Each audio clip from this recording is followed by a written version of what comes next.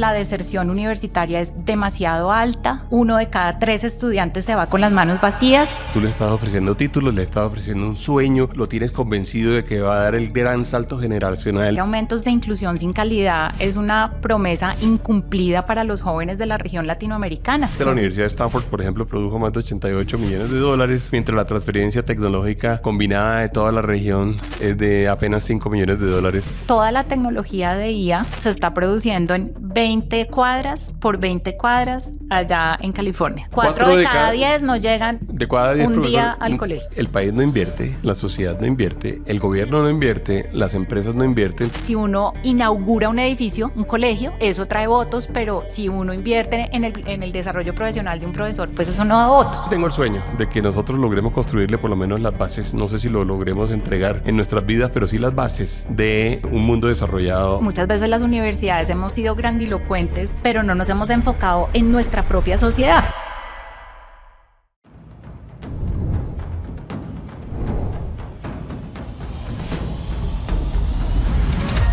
Bueno, bienvenida Raquel. Hola Bruce, gracias por tu invitación. No, pues gracias a ti por aceptar esta conversación. Vamos a conversar ahora desde el punto de vista del sector académico, del sector universitario, para tratar de entender, bueno, qué podemos hacer, cómo nos podemos imaginar un continente mejor y un continente que se desarrolle. Yo siento que las universidades tienen o deberían tener un papel significativamente más potente en los próximos años en las tesis importantes que podamos sacar de aquí en adelante, en la formación de talento, en la innovación, y por eso es que hemos querido tener esta conversación. Y te quisiera casi que preguntar de una vez y hacer como una pregunta muy de arrancar, y es, bueno, ¿qué le ha pasado a el mundo universitario de la educación superior de América Latina durante estos años que no hemos logrado nosotros realmente construir allá como un semillero suficientemente potente que nos permita realmente salir adelante? Entonces, Bruce, en los últimos años, incluso previo a la disrupción tecnológica, el gran problema que hemos tenido, pero no exclusivamente en el sur, yo creo, en todos los países del mundo, es la heterogeneidad en la calidad de las universidades. En todas partes hay universidades buenas y en todas partes hay universidades malas. Y eso ocurría en Colombia pues de una manera significativa. Las cifras, seguramente tú las presentarás, lo confirman. Entonces la deserción universitaria es demasiado alta. Es 1 de cada 3 estudiantes se va con las manos vacías. Y eso pues es algo que el continente no se puede permitir. Y ahora con la disrupción tecnológica, pues la transformación profunda de las universidades es absolutamente prioritaria. Eso va mucho más allá de la calidad como la entendíamos antes. Eso tiene mucho que ver con cómo apalancamos en las tecnologías para que la educación sea un motor de movilidad social mucho más poderoso. Cómo hacemos que nuestra investigación llegue a la extramilla, al emprendimiento, a la transferencia, a la innovación, y cómo hacemos para que las universidades aporten más valor a la sociedad de diversas maneras, a través de la educación, de la investigación, pero digamos también trabajo con comunidades, etcétera. Diría que mencionaste como 5 cosas realmente ahorita dentro de lo que hablamos, y arrancaste por la heterogeneidad en términos de las diferencias, me imagino, en calidad de los... Así es. A mí me da la impresión, y dime si esto es una impresión solamente mía, de que uno habla a veces de un mundo universitario muy grande, relativamente amplio, pero una muy buena parte de los programas que nosotros ofrecemos, y digo nosotros como sociedades, no la universidad que tú diriges, no, pero nosotros como sociedades, terminan siendo programas que no le agregan gran valor realmente a la formación del talento y a esa necesidad que tiene la sociedad de tener gente mucho mejor preparada. Sí, la verdad, Bruce, es que... las universidades típicamente no hemos estado muy conectadas con los sectores económicos, con el mercado laboral. Hemos creado programas según lo que a nosotros nos parece que los jóvenes deberían saber y hacer. Y eso ha causado, digamos, un descalce muy significativo entre la oferta y la demanda laboral, que es cierto. En Colombia, por ejemplo, yo no me sé este número para otros países de Latinoamérica, pero no me sorprendería que fuera parecido. El 30% de las ocupaciones en Colombia son de resolución de problemas complejos, gerenciales, presidentes, etcétera, y el 70% son ocupaciones prácticas, operativas, tipo técnicas y tecnológicas. Sí. Y, sin embargo, la oferta educativa es exactamente al revés. O sea, estamos formando 70% profesional y 30% técnico y tecnológico. Entonces, Claro. estamos como, no, digamos, muy descalzados y eso ha generado, por un lado, una promesa que es imposible de cumplir, que es que no todos podemos ser gerentes en empresas, dada la economía que se basa en recursos primarios en este país. Y hay muchas vacantes en sectores que necesitarían Claro. dinamismo para poder Que ese es crecer todo el el tema de la país. pertinencia, que sobre pertinencia quiero también plantearte ahorita una tesis y como que conversemos más. Voy a ser un poquito más incisivo en la pregunta en el sentido de, o voy a lanzar yo una posible respuesta. Tenemos muchas universidades, pero hay muchas universidades muy malas en América Latina. Hay muchos grupos, digamos, e institutos superiores que no realmente no son buenos en formar gente muy buena. Y eso en realidad termina siendo como una trampa difícil de superar porque es una trampa que no solamente no produce el resultado final que la sociedad quiere, sino que individualmente también de alguna forma, voy a decirlo también nuevamente duro, engaña a los estudiantes. Tú le estás ofreciendo títulos, le estás ofreciendo un sueño, lo tienes convencido de que va a dar el gran salto generacional y que la movilidad social se va a producir y en realidad le produces una frustración gigante cuando termina graduando gente muy mala. ¿Qué opinas de eso? Totalmente de acuerdo. Yo creo que un número demasiado grande de universidades, Bruce, no tienen la calidad y pertenencia que se necesita en este país y en la región latinoamericana. Son universidades con tasas de deserción gigantesca, con tasas de graduación muy bajitas y lo que ha pasado en toda Latinoamérica es que hemos expandido significativamente en inclusión, pero no igual con la calidad. Y la verdad es que aumentos de inclusión sin calidad es una promesa incumplida para los jóvenes de la región latinoamericana y eso es muy grave. Eso ya salió a la luz, se reflejó en el estallido social de Chile en el 2021. Que fue especialmente educativo inicialmente, a pesar de que arrancó con el tema del precio de la tarifa en el metro. Exacto, era el detonante, pero Sí. detrás estaba que llevaban una época larguísima de la gratuidad sin los resultados que los jóvenes esperaban. Algo similar está pasando en Argentina, perdón, en donde también expandieron mucho la matrícula sin el cuidado de la calidad. Al contrario, a medida que aumentaban, digamos, la matrícula, pues había más estudiantes por aula, eso reduce la calidad instantáneamente y pues los perjudicados son los jóvenes. ¿Y como de quién debería ser esa responsabilidad, por supuesto, más allá de los directores o de los directivos de cada universidad y de cada persona que ofrece un producto donde probablemente hay, voy a decir, una trampa en términos de la promesa que se le hace a la gente? Como de quién es esa responsabilidad? ¿Tú crees que el Estado debería jugar un papel mayor ahí? ¿El Estado debería estar vigilando más esa garantía de calidad? Y después vemos pertinencia. Sí, yo creo que es indispensable que el Estado juegue un rol en la veeduría de la calidad. Sí. Digamos, sin desbordarse. Porque es clarísimo, si uno mira los indicadores, si esta deserción está muy alta, hay que llamar la atención, sin necesidad de que haya que pasar por unos procesos de acreditación brusca que duran un año. Las universidades que se acreditan de alta calidad 10 años no tienen ningún beneficio. Entonces yo ese año prefiero gastármelo en otra cosa que sea de más valor para mis estudiantes. Pero creo que hacerle veeduría a esa calidad sería muy fácil, con 1, 2, 3 indicadores de deserción, permanencia, empleabilidad, y tendría que haber consecuencias, que es lo que nunca pasa. Sí, pero es un Estado más intervencionista o menos, porque entiendo como lo acabas de decir, tú dices sin que se le dé la mano, porque todos tenemos, o por lo menos muchos de nosotros, tenemos temor inmenso a que el Estado sea el que termine, digamos, como metiéndose en tantas cosas y definiendo tantas cosas, y resulta que al final queremos que funcione mucho más libremente la sociedad, pero la sociedad no está pudiendo, digamos, de alguna forma garantizarle a todo el mundo. Es un gran dilema, ¿no? Es un gran dilema en particular porque al final es como una especie de control de calidad del servicio y de la control de calidad del producto, pero pues también el mercado debería poder generar como esos filtros, ¿no? Sí, yo creo que, digamos, por ambos mecanismos, el de regulación estatal y el de mercado, yo creo que uno podría generar unas alertas rápidamente para que esto fuera premiado o penalizado. La región gradúa cerca de 4 millones de personas por año. Digo, el continente latinoamericano. Nosotros ahí incluimos desde México pues hasta la Patagonia, incluimos todo el Caribe y yo creo que deberíamos incluir también como el sur de los Estados Unidos, la Florida y demás, pero no está incluido en esta cifra.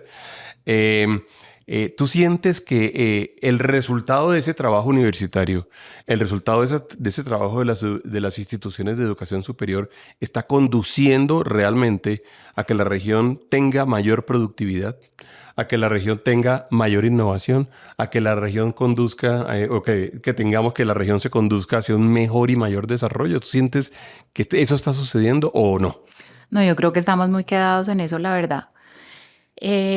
Para que la educación, la formación, la investigación y la extensión que hacemos las universidades se traduzca en valor agregado para la sociedad, nos falta todavía mucho. Creo que en Latinoamérica muchas universidades hemos avanzado de manera significativa, pero nos falta mucho, Bruce, y la cosa más grave es que ante la disrupción tecnológica esto tiene que cambiar aún más. O sea, si ya estábamos mal, ahora nos toca un cambio muy profundo que requiere mucho de nosotros y no sé si estamos preparados para hacerlo. Entonces, para poder lograr que la investigación pase a innovación, a emprendimiento, a transferencia, eso requiere recursos, eso requiere cambios culturales en todas las universidades, porque además en Latinoamérica pues vamos como un paso atrás de la academia americana. Entonces, vamos apenas en la fase 1.0 de la investigación, que era publique, visibilice, logre posicionarse bien internacionalmente, pero ahora ¿cómo hacemos que ese paper se convierta en una solución concreta a un problema de las sociedades que habitamos? Entonces creo que le debemos mucho todavía a la sociedad en términos de cómo transformar eso en mucho valor agregado para los países de Latinoamérica. Traté de investigar un poquito alrededor de qué estábamos graduando, cómo estábamos graduando, y esos 4 millones de personas que se gradúan todos los años en la región, resulta que 1.1 millones son personas que se dedican o que quieren estudiar administración de negocios y derecho. Es decir, el 25-26% de gente que quiere ser el administrador del negocio. Sin todavía haber pensado cuál es el negocio, cómo lo desarrollamos, dónde estamos. ¿Eso es cifras de qué año? ¿Del año pasado? Esas son cifras del año 2025. Okay. Cifras del año 2025. Resulta que en las ciencias TIC y de las comunicaciones y de tecnología y demás tenemos solamente, bueno, y también incluye matemáticas y estadística, tenemos 300,000 personas. 300 de 4 millones. Estamos hablando entonces de cualquier cosa, el 8% de los graduados. Y mucha gente indica, cuando uno habla con los indios, cuando uno habla con los chinos, cuando uno habla con los europeos, cuando uno habla con los americanos, y le dice, forme mucha gente en ciencias, forme mucha gente en matemáticas, forme mucha gente en tecnología, en desarrollo de tecnologías, que al final es lo que verdaderamente genera el gran valor agregado y la productividad. Y pues estamos hablando del 8%, ¿no?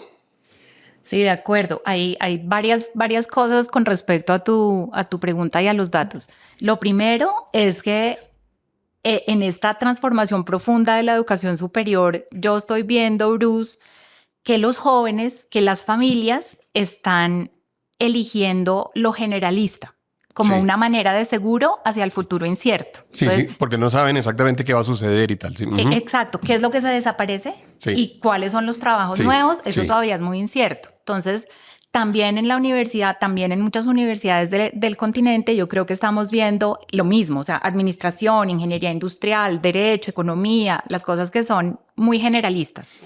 Sin embargo, la importancia de tener el talento humano en la ciencia, en la ingeniería, sigue siendo de mayor prioridad, pero Bruce te diría también que en este futuro nuevo que nos tocó, las ciencias sociales, las artes y humanidades, o sea, la combinación de competencias a futuro va a ser muy distinta de la que quizás tú estás mencionando, porque la inteligencia artificial transformó todo. Entonces, antes estábamos en un frenzy de hay que formar, así sea técnica y tecnológicamente, un montón de jóvenes para los trabajos TIC, y eso se va a desaparecer en un año. Sí, es cierto. Entonces, lo que yo estoy diciendo desde la universidad es lo que estamos necesitando es una formación de base muy profunda en las cosas que son profundamente humanas. Entonces, el pensamiento crítico, la ética, la creatividad, la capacidad de hacerse preguntas, la adaptabilidad, la resiliencia.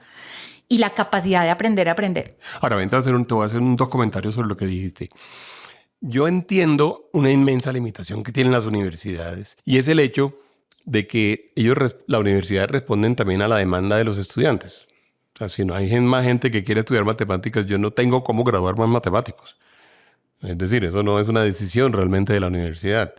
Entonces eso lo pone uno a pensar y uno dice, bueno, tenemos entonces que irnos de pronto a la educación media y al colegio, y en el colegio deberíamos generar realmente las bases para que efectivamente los jóvenes quisieran estudiar estas cosas que eventualmente pueden estar, digamos, como en ese mundo.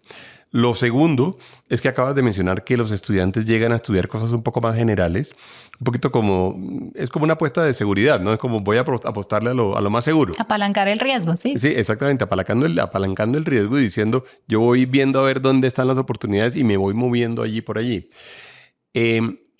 Dicho eso, si bien la educación media tiene una responsabilidad, me parece que en ese bloque generalista al cual están entrando hoy en día los estudiantes, las universidades sí tendrían un papel muy importante de tratar de dirigirlos a que fueran no los tomadores de decisión de dónde están las oportunidades, sino los constructores de nuevos mundos, de nuevas oportunidades y nuevas realidades. ¿A ti eso cómo te suena? Si uno dijera, vamos a ponernos a trabajar mucho en la gente de semestre 1 y 2 de las carreras y vamos a tratar de que luego se orienten hacia cosas muy innovadoras, a cosas muy científicas, a cosas que verdaderamente cambien el mundo. Dos cosas, Bruce. La primera es que me parece que la estrategia de articulación con la media, le llaman a eso, que es venga a la universidad, bajemos desde temprano a la educación media, es totalmente ganadora. Sí. Y cómo desde esa estrategia logramos cautivar más a la gente hacia lo STEM, por ejemplo, si eso es lo que necesita un acuerdo de esta región. Entonces me parece las evaluaciones de impacto de toda la articulación con la media son buenísimas. O sea, eso está probado. Y me parece que es una cosa que hay que hacer cada vez más y con alta calidad. ¿Y qué tanto lo hacemos hoy en día? Con el caso colombiano, digamos. Sí, muy poco. Entonces, esto tiene por ahí unos dos pilotos grandes, significativos, que son las evaluaciones de impacto de las que te hablo, pero aún esto no lo estamos haciendo nosotros. Lo estamos empezando a hacer desde nuestro nuevo instituto que se llama Tech Alianza. Y lo segundo que te quería decir es que no hemos hablado de esto, pero para que las universidades logremos ese impacto y ese valor agregado a la sociedad, necesitamos que el continuo educativo todo sea de calidad. Esto es algo que no está pasando y es muy importante. Entonces, claro, acá estamos concentrados en la educación superior, pero todo el tema STEM, Bruce, viene muy difícil, no solo después de la pandemia, sino previo a la pandemia. Los resultados por la prueba PISA en matemáticas, en lectoescritura, eso viene en picada. En picada muy fuertemente, sí. Y entonces eso también requiere de una articulación muy juiciosa en todos los niveles educativos desde la primera infancia, cosa que no está ocurriendo. Cada nivel educativo va por su lado. Y yo creo que sí nos merecemos alguna articulación que las universidades, francamente, podríamos hacer. Por ejemplo, nosotros somos los formadores de profesores en la universidad. Esa es una forma de atar todos los ciclos educativos de alguna manera. La investigación que hacemos es otra forma de atar todos los ciclos. Entonces, creo que podríamos hacer más, digamos, desde ese punto de vista. Pero sin duda, o sea, necesitamos preparar con mayor pertinencia, Bruce, para el proyecto productivo que decidamos, que es una cosa que también me preocupa mucho, porque pues uno le puede apuntar a miles de cosas, pero ¿cuál es el proyecto productivo con el que se va a comprometer este país o la región? Claro. Sí. Me asusta de la tesis que planteas o de lo que mencionaste ahorita, que se convierta en una excusa para las universidades el hecho de que los jóvenes no vienen tan bien preparados desde la educación media hacia abajo, digamos. Eso me asusta un poquito porque yo diría, si eso está pasando y yo soy, digamos, alguien que está mirando el país, yo diría, señora Raquel, está bien lo que usted me está diciendo, pero de aquí para adelante es responsabilidad suya. Sí, definitivamente nosotros estamos haciendo cosas que jamás nos había tocado hacer, Bruce. Sí. Porque toca. Sí. Entonces, estas son las generaciones que nos tocaron con no solo las dificultades de conocimientos básicos, pero también el bienestar, la salud mental, etcétera. Y nosotros estamos comprometidos con que nosotros hacemos la nivelación. Sí, Entonces estamos exactamente. regresando a las matemáticas, no sé, el precálculo sub cero. Entonces estamos Pero haciendo eso mucho genera, trabajo de nivelación. creo que eso genera un inmenso valor. Sí, O sea, porque es que, esperamos que sí. porque la otra alternativa es simplemente renunciar a eso y decir, bueno, esta gente no aprendió, este país no aprendió y este país no tiene futuro en esto, entonces vamos a enseñarle algo que no requiere de precálculo. Exacto, pero eso de nuevo es incumplir la promesa. Eso es incumplir, sí, Porque es, yo te estoy recibiendo a esta universidad y me comprometo con que vas a poder tener una vida digna y que sí, vas a poder florecer. sí, Y si necesito yo igualarte y nivelarte, pues lo vamos a hacer. sí, sí. Pues para efectos de quienes nos están, no, están oyendo, debo hacer el disclaimer claro de que además yo estoy en el Consejo Superior de la Universidad de los Andes, de donde Raquel es rectora, entonces conozco mucho de lo que pasa en la universidad, pero quiero hacer las preguntas inclusive difíciles que no nos hemos hecho nosotros en los consejos superiores. Por ejemplo, esta, Perfecto. mira, realmente, ¿tú cómo sientes, cómo calificarías tú, te preguntaría yo, a las universidades de nuestro continente o de nuestra región, de nuestra Latinoamérica, versus las universidades en los países desarrollados? No por la calidad de sus estudios solamente, sino por la actitud frente a la sociedad, que es lo que a mí me parece que es más importante, por por el rol que están jugando en términos de el desarrollo de las sociedades. ¿Tú sientes que hay alguna diferencia entre lo que hacen las universidades europeas, lo que hacen las universidades de, no sé, Corea, Japón, China, Singapur, por supuesto Canadá, Estados Unidos, con lo que hacemos en América Latina? ¿Tú sientes que hay una diferencia o no? Sí, Bruce, por supuesto. Yo creo que las universidades, especialmente las universidades del norte, nos llevan mucha ventaja en términos de la capacidad de investigación y por lo tanto de transferencia, innovación, emprendimiento, etcétera. Entonces ellos comercializan muchas cosas de las que desarrollan a través de su investigación, tienen muchísimas patentes, muchos productos de propiedad intelectual.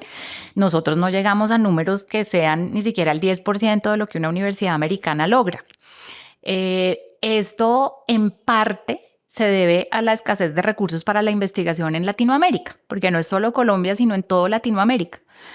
El porcentaje de PIB que se dedica a la investigación acá es minúsculo, razón por la cual nosotros intentamos, las universidades de alta calidad, con recursos internacionales o con recursos propios, invertir en nuestra investigación. Entonces, es un poquito más con las uñas, Bruce, de alguna manera.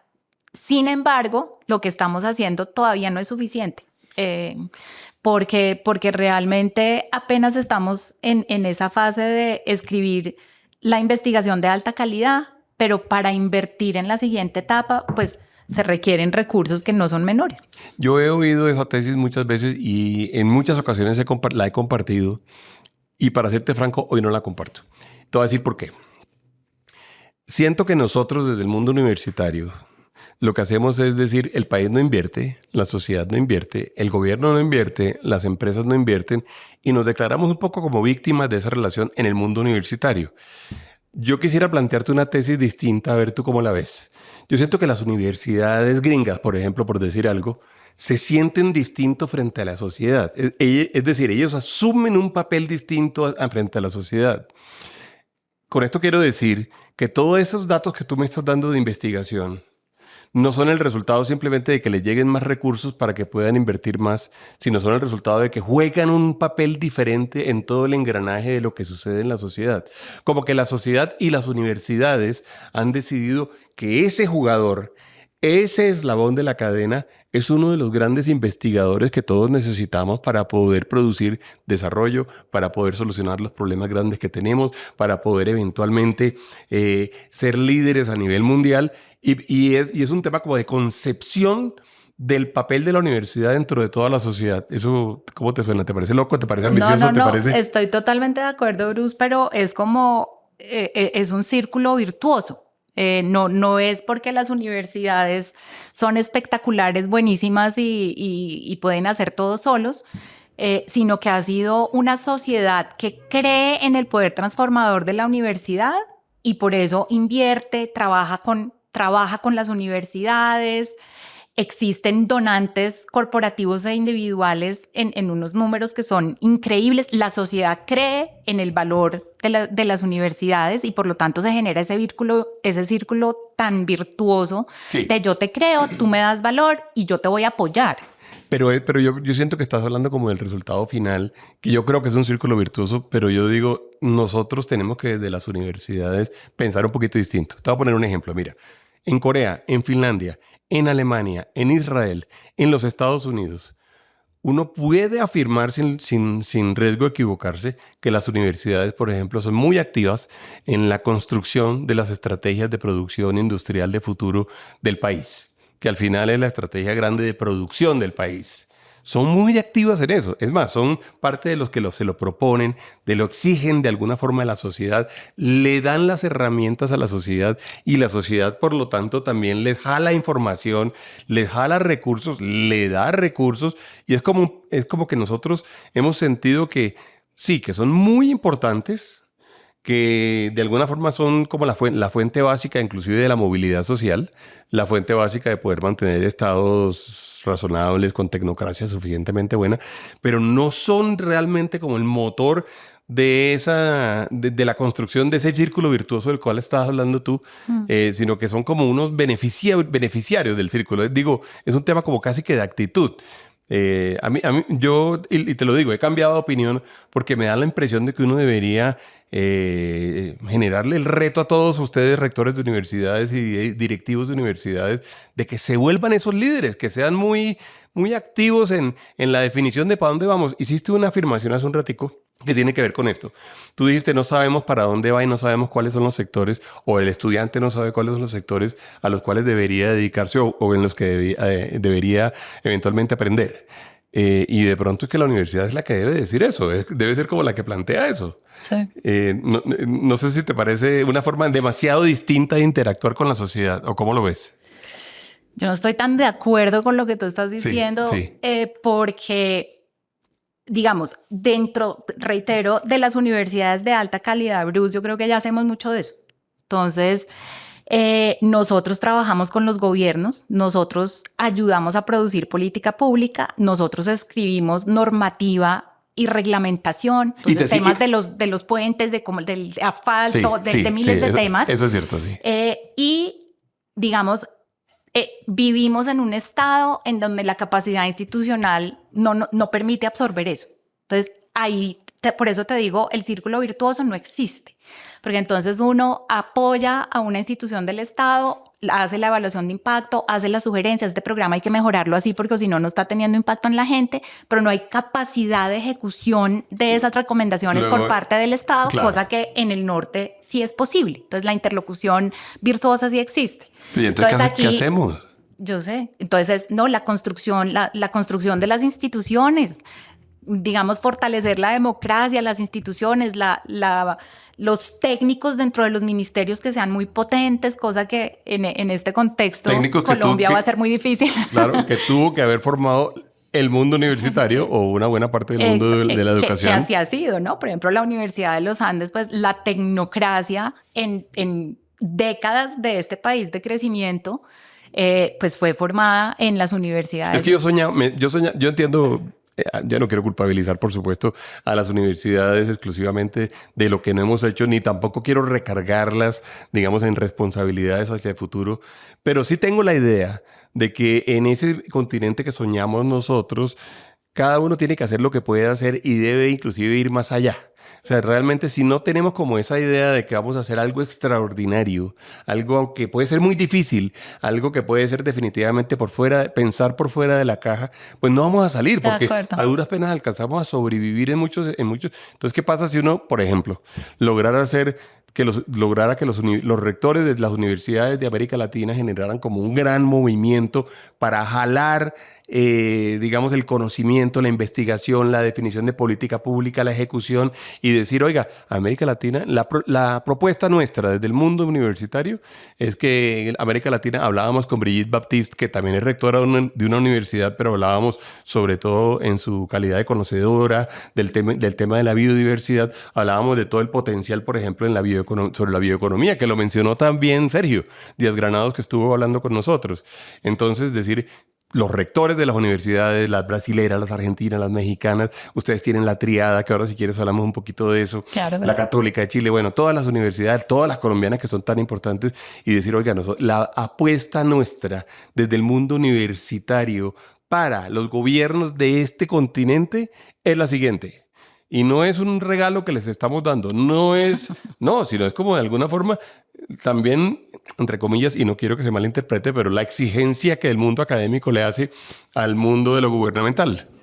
Sí, no, de acuerdo. O sea, ¿cómo te voy a decir que no a eso? Yo creo que las universidades sí somos las llamadas a esa transformación, porque formamos el talento, porque hacemos la investigación que Exacto. transforma, y lo que tenemos que hacer es de eso con más calidad y con más pertinencia, que es Bruce, lo que nos ha faltado. Entonces, eso hay que hacerlo más contundentemente, más propositivo, de cara específicamente a lo que nos rodea, porque también Sí. yo siento que muchas veces las universidades hemos sido grandilocuentes, pero no nos hemos enfocado en nuestra propia sociedad, cosa que sí hacen los americanos muy bien. Sí. Y en esta coyuntura, Bruce, en los Estados Unidos ellos mismos se están preguntando lo mismo. Es que la educación superior está en crisis en todas partes. Eso es un tema mayor, ¿no? Entonces allá están en cómo demostramos nuestro valor, porque allá tuvieron la crisis de el pago de matrículas tan altas y gente que nunca se graduó. Entonces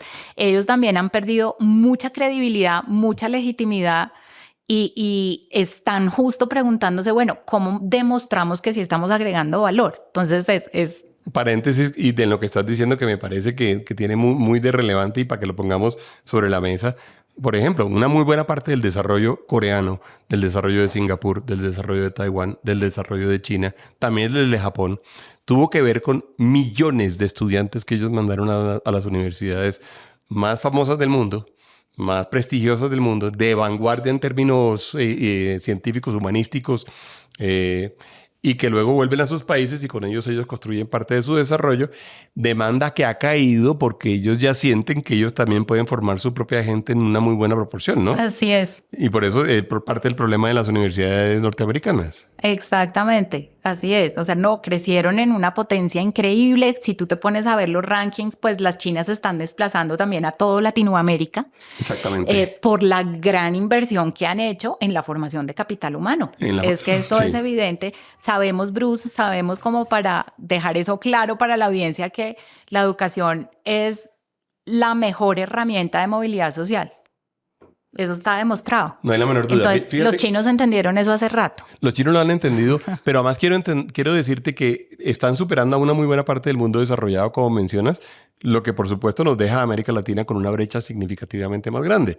Cuando uno ve las cifras, que lo mencionaste hace un ratico, las cifras de inversión en I+D, por ejemplo, gasto en I+D como producto del PIB, el mundo desarrollado invierte cerca de entre 3 y 6% del Producto Interno Bruto en investigación, en inventar cosas, en generar mayor producción.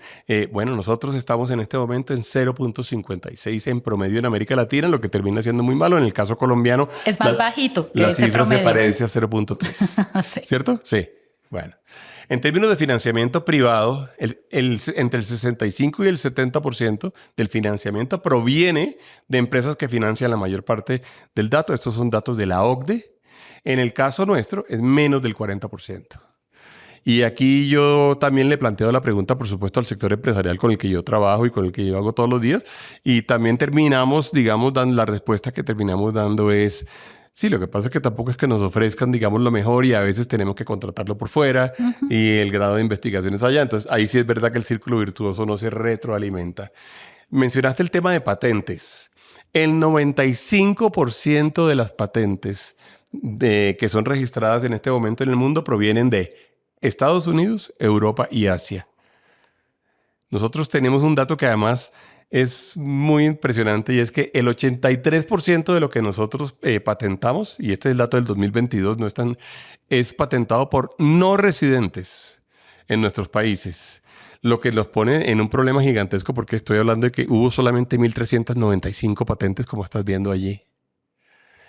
Y cuando hablamos de transferencia tecnológica universitaria, estamos hablando de que son solamente la Universidad de Stanford, por ejemplo, produjo más de 88 millones de dólares o un poco más, mientras la transferencia tecnológica combinada de toda la región es de apenas 5 millones de dólares. Y este es un dato pues como muy triste, ¿no? Muy triste. Es un dato, claro, y entonces yo sí creo, digo, bueno, y entonces ahí tenemos un tema pues mayúsculo, porque estamos verdaderamente no solamente con una brecha grande, sino con una brecha que en mi opinión está creciendo, pero que podemos revertir. Y podemos revertir un poco con el liderazgo de ustedes. Sí, yo creo que es posible, Bruce. Lo que creo que ha sido un poquito difícil es como la combinación de falta de recursos más regulación estricta para nosotros generarnos nuestros propios recursos, porque creo que es posible. Entonces, bueno, dame un ejemplo. MinCiencias no tiene los recursos para investigación y desarrollo, importantísimos para el crecimiento, la productividad y la equidad del país. Pero si las universidades pudiéramos hacer esa comercialización de la investigación, que en este momento por regulación eso pues no se puede hacer, podríamos nosotros mismos monetizar esa transferencia que lográramos ir haciendo para invertir en la calidad de la educación o en más investigación y desarrollo. Y convencer allá a los del sector privado que además te lo contraten a ti. Y Bruce, esa sí es una tarea muy pendiente de las universidades. O sea, nosotros nos toca colaborar de verdad con el sector productivo y somos nosotros los que los tenemos que convencer por qué vale la pena aquí y no con una firma consultora. Y creo que podemos hacerlo porque nosotros tenemos estudiantes de maestría, estudiantes doctorales, son unas tesis fantásticas y podemos trabajar en los problemas de la industria, no en cosas que a nosotros nos interesan porque está chévere académicamente, sino problemas que las industrias colombianas tienen en este momento que les limitan el crecimiento. Entonces, esa tarea debemos hacerla mejor, francamente. ¿Y tú cómo lo ves en el resto de América Latina, dado que inclusive tienes convenios muy formados, o alianzas más bien, muy formadas y muy estructurales con universidades al menos de México, que yo conozca, de Chile también, no sé si Perú también había una que estaba como eventualmente, pero no está. De momento estamos 3, la triada. Entonces es la Universidad La triada sigue siendo de 3. Sí, exacto. Bien, muy bien. La Universidad de los Andes, el Tecnológico de Monterrey y la Pontificia Católica de Chile. De Chile, sí. Las 3 universidades somos las únicas 3 privadas en el top 10 de mejores universidades de Latinoamérica. Sí. Por eso nos unimos. Somos bastante diferentes, sí. Pero tenemos además diferencias profundamente importantes para cómo funcionamos. Entonces, en Chile funciona la gratuidad educativa. Sí. Entonces, incluso una universidad privada como la Católica de Chile tiene hasta 60% de sus estudiantes en matrícula gratuita. Sí. El Tecnológico de Monterrey es una universidad creada por la empresa. Y entonces ellos vienen apoyados por sus fundadores de manera muy significativa, crecen, son un conglomerado gigantesco, sí, muy innovadores, tienen muchos recursos para la innovación y pues nosotros somos, digamos, el milagro de Latinoamérica, le llamo Bruce, porque pues es sin padrinos, sin recursos, logramos ser la 6ª o 7ª de Latinoamérica en todos los rankings. Pero ¿y cómo ves el resto de Latinoamérica en esto? En el resto del mundo universitario en términos de... En Latinoamérica esto no está pasando. No está pasando. Sí. Entonces yo creo que universidades como la Católica de Chile, yo creo que se está moviendo en esa dirección. Ellos son muy poderosos en investigación. Uh-huh. En el TEC de Monterrey están comenzando a hacer más sólida su investigación, o sea, como nosotros estamos en la etapa de consolidar la investigación y pasar a la segunda fase, pero en el resto de Latinoamérica tampoco vea que haya motores en universidades que sean súper potentes en la investigación y desarrollo, no lo estamos viendo. Sí. Fíjate, cuando hablamos de investigación y sigamos hablando... Brasil se están moviendo más rápido. Claro, y Brasil ha hecho una cosa interesantísima justamente en los temas de biotecnología muy fuertes, muy interesantes, inclusive universidades que no son como de las ciudades obvias, Digo, desde el punto de vista de que son las ciudades más pobladas, que era obligatoriamente Sao Paulo y Río de Janeiro y el Getúlio Vargas y lo que había originalmente allá. Y resulta que ahora las universidades de la Amazonia, las de Mato Grosso, todas están en este momento produciendo cosas muy interesantes, Sí, ¿no? sí. Sí. Y están apalancando mucho en las ventajas comparativas. Entonces, todo lo de la Amazonía, todo lo de recursos de biodiversidad, cómo hacer soluciones basadas en la naturaleza. Entonces, sí, están avanzando. Mira, cuando uno habla de universidades, en realidad lo que tú dices es cierto. Cuando uno hace el ranking de la América Latina, tenemos estos tres, que son las tres privadas importantes que están allí, pero tenemos realmente que las universidades nuestras están muy por debajo cuando uno hace los rankings. Pero cuando hablamos en términos de investigadores, personas por millón de habitantes, personas que investigan por millón de habitantes, fíjate tú cómo se encuentra uno con... Israel tiene que tenemos 8.337 investigadores por cada millón de habitantes. Wow. Que eso es una locura porque eso es el 0.8% de la población investigando y haciendo cosas. Y es verdad que Israel es un país pequeñito, pero es verdad que además uno lo nota. Si uno tiene oportunidad de ir a Israel, bueno, en este momento es difícil por tantas cosas, pero si uno tiene oportunidad de haber ido a Israel, uno sí iba y encontraba que los startups que había allá, que eran tan potentes, tan fuertes. No mucha gente sabe, por ejemplo, Waze nació en Israel, ¿sí? O todo lo de tráfico autónomo de los carros nació en Israel. Yo tuve una vez la suerte inmensa que me inventaron a la compañía que estaba investigando por primera vez y desarrollando los carros autónomos y me monté en uno de ellos con un susto que no te imaginas. Porque yo decía, bueno, irá a parar y el semáforo y el peatón. Bueno, no. Bueno. Y luego, por ejemplo, en Corea del Sur son 7.980 por cada millón de habitantes. Finlandia, Estados Unidos y España. España llega, por ejemplo, a 3.000 con 3.108 por cada millón de habitantes. Pero de nuevo, Bruce, todo eso son unos gobiernos muy dispuestos a esa inversión financiarla. Bueno, me haces tocar un tema que me parece súper interesante. ¿Cuál es el papel del Estado entonces? ¿Y qué han debido hacer y qué no hemos hecho? ¿Y qué hemos hecho mal? ¿Y qué han hecho mal nuestros estados frente al mundo de la educación superior? Porque lo has insinuado en 2 o 3 de tus comentarios y yo siento que hay algo de mucho fondo realmente. Sí. Es que tenemos las universidades, yo creo que una gran vocación transformadora que no logramos potenciar por debilidades institucionales, en mi opinión. Entendiendo, y tienes la razón, o sea, creo que debemos tener más potencia autónoma de alguna manera, pero yo lo que creo es que no hemos entendido que esa inversión realmente se multiplica. Ya solo la formación. Entonces, ni siquiera me meto todavía a la investigación. Voy a ponerle otras palabras. Es muy rentable. Es muy rentable, sí. Entonces, la transmisión generacional de los impactos de la educación es altísima. Entonces, o sea, si uno lograr ese círculo virtuoso sería maravilloso. Y yo creo que los estados no hemos entendido la necesidad de invertir en eso por alguna razón o invertimos mal, Bruce, que es peor. Sí. Entonces, este ejemplo lo voy a dar con la educación básica y media, porque es que sobre los últimos 15 años el costo por estudiante en básica y media ha crecido 3 veces. Y los resultados de aprendizaje van cayendo. Entonces, o sea, estamos gastando más. El aumento más de recursos no se ha traducido en mejores resultados de aprendizaje. Sí, eso. ¿Y por qué? Porque no estamos invirtiendo en las cosas que representan calidad.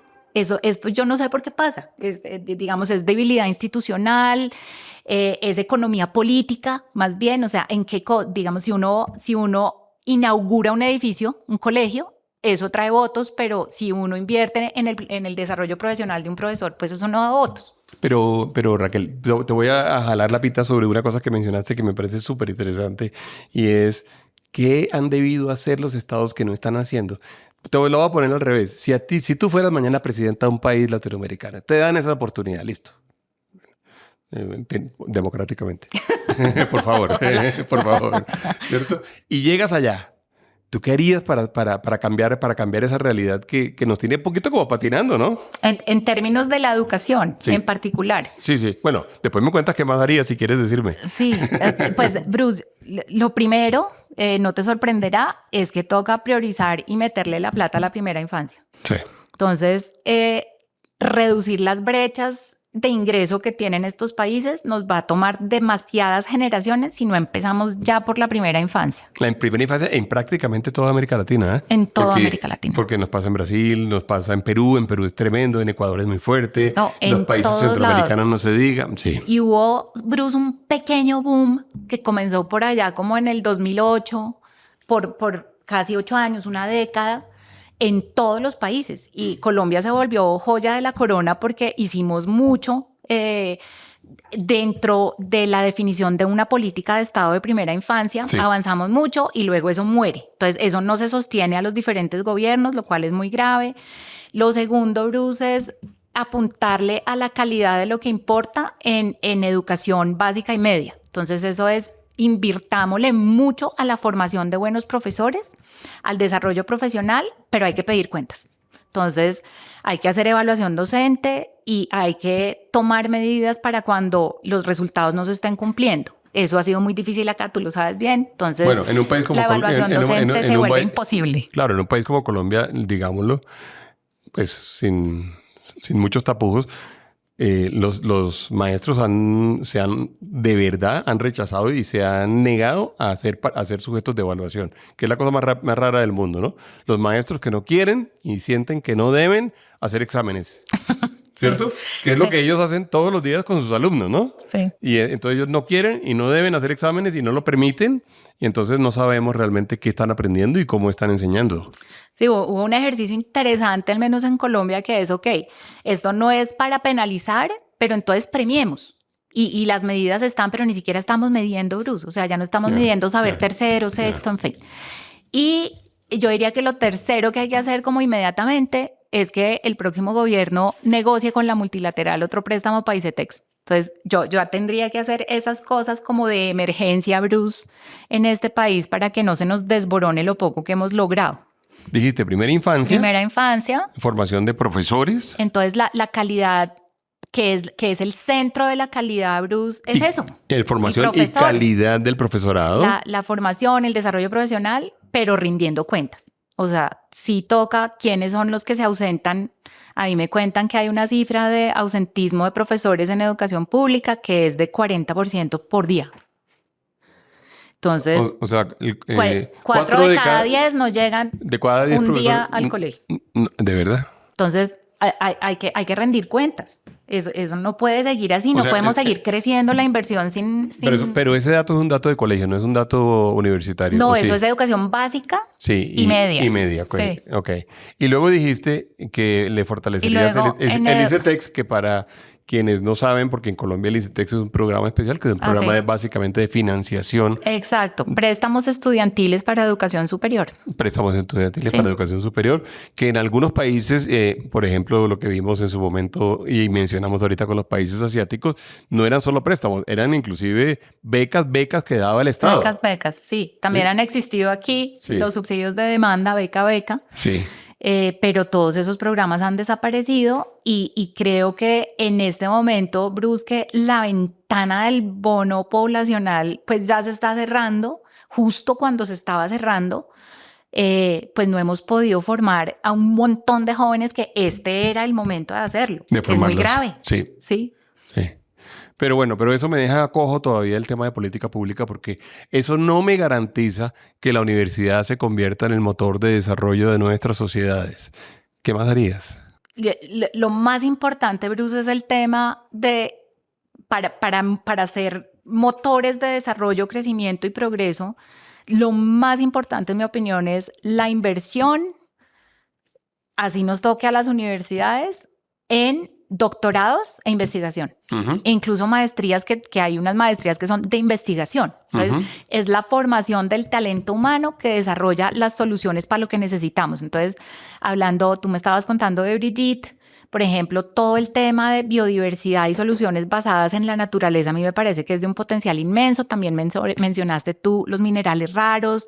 hidrógeno verde, cobre. Entonces, ¿eso qué habría que hacer? Entonces, toca comenzar a formar a la gente para esos empleos y hacer la investigación para crear esas soluciones que esas personas van a poder implementar y comercializar. Entonces, si uno se pusiera de acuerdo, esta es mi obsesión, porque yo tengo, Bruce, 45 carreras. Entonces yo digo, si necesitamos en este país tantas, o sea, ¿no sería mejor como enfocarse en el proyecto productivo acordado, un acuerdo nacional, y vamos a dedicarnos a esto, a tecnologías, dijiste tú, a biodiversidad, a, no sé, energías renovables, cosas que sean nuestra ventaja comparativa, y dediquémonos a esa investigación financiada, encontremos la financiación para poder apalancar eso y crecer? Entonces, es muy importante, Bruce, la investigación y la formación de esos doctorados. Sí, tú ahora voy a mostrarte, y me acabas de mencionar a Brigitte y acabas de mencionar algunas sugerencias que tú harías, bueno, en respuesta a lo que te dije, que tú harías de aquí en adelante. Y Brigitte te dejó una pregunta del capítulo anterior que te quiero mostrar para que tú se la respondas, por favor. Bueno, un gusto poder dejarle a Raquel una pregunta acerca de la universidad, por supuesto, como colega rectora.